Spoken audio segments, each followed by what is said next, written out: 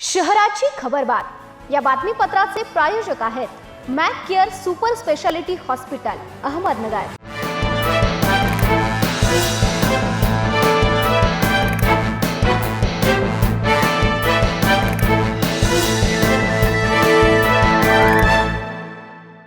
नमस्कार, मी साक्षी। न्यूज 24 सह्याद्रीमध्ये तुमचं स्वागत। पाहूया अहिल्यानगर शहरातील महत्त्वपूर्ण बातम्यांचा आढावा शहराची खबरबातमध्ये।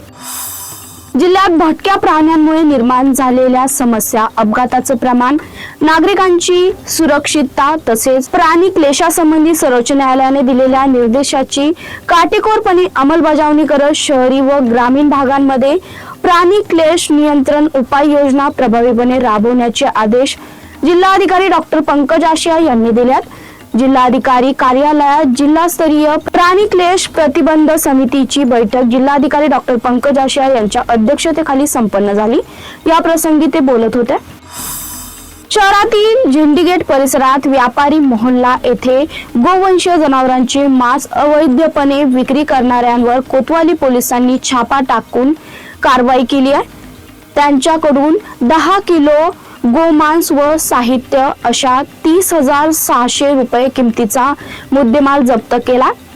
अफजान जाकीर कुरेशी, अब्दुल हाफिज अब्दुल्लाह कुरेशी या दोघांना अटक करण्यात आले। शहरातील नागरिकांना वाढीव व अवाढव्य कर लादल्याच्या निषेधार्थ राष्ट्रवादी काँग्रेस पक्षाच्या अजित पवार गटांनी व भाजपाने महापालिकेत घोषणाबाजी करत ही करबाजी रद्द करण्याची मागणी मनपा आयुक्त यशवंत डांगे यांच्याकडे केली आहे। शहर जिल्हाध्यक्ष संपत वारसकर यांच्या नेतृत्वाखाली हे आंदोलन करण्यात आलं। यावेळी उपाध्यक्ष विशाल पवार, दत्ता गाडळकर, मयूर बांगर, बलराज पाटील आदी उपस्थित होते। अहिल्यानगर शहरात बहुमजली इमारती वाढत असताना महापालिकेची अग्निशमन यंत्रणा अधिक बळकट आणि अत्याधुनिक करण्याची आवश्यकता आहे। या संदर्भात सरकारकडे पाठपुरावा केला जाईल असं आमदार संग्राम जगताप यांनी सांगितलं। बुरुड गल्ली येथील जुन्या इमारतीला लागलेल्या आगीत चेंगेडिया परिवाराचं मोठं नुकसान झाल्याचंही त्यांनी नमूद केलं। नगर शहरात एका 13 वर्षाच्या अल्पवयीन विद्यार्थिनीवर मानसिक धार्मिक प्रभाव टाकल्याचा गंभीर आरोप समोर आला।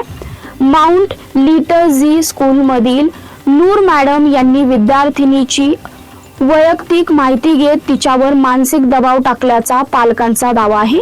पालकांच्या म्हणण्यानुसार विद्यार्थिनीला रॅपर नसलेले चॉकलेट, अत्तराच्या बाटल्या आणि काही संशयास्पद वस्तू देत तिच्यावर प्रभाव टाकण्याचा प्रयत्न झाला।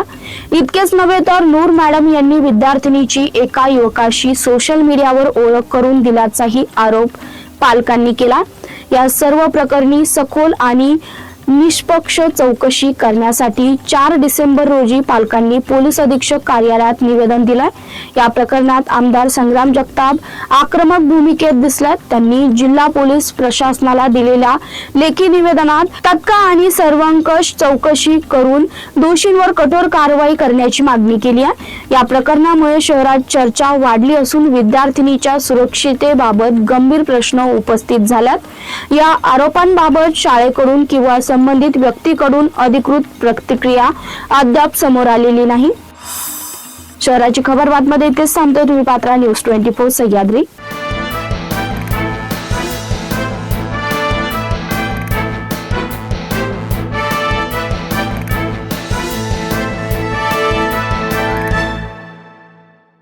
शहराची खबरबात या बातमीपत्राचे प्रायोजक होते Mac care super speciality hospital Ahmednagar.